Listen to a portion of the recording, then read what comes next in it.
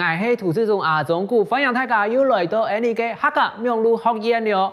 今日我同大家分享嘅主題當題撇係傳統禮數。唔知大家去傳統食飯會注意哪條禮數冇啊？今日課程會分咗3個段落，我分咗咧3個部分，係乜嘅咧？透過短劇嘅方式，幫大家了解到。去傳統食飯用傳啊計下咧，會注意哪條禮數，係個基本嘅社交互動嘅模式，係個啲片嘅課程地圖，大家會學到。比如講，你傳統計下，用排現作，有啲嘅傳統甚至冇做正式嘅服裝、正式嘅西裝啊、洋裝啊，還有嘅鞋啊，你係講做擦嘅鞋，也係嘅涼鞋。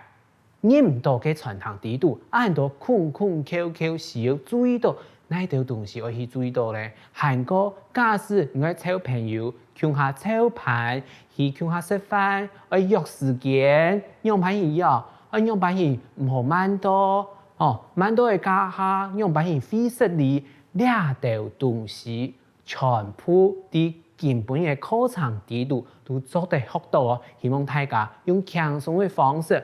韓國大家聽出平常是乜嘅食飯放地態，故數咧，今日嘅課程對大家來講，真是係一個用得到嘅學法，嘅唔是多啲咯，一下就進入今日嘅課程了。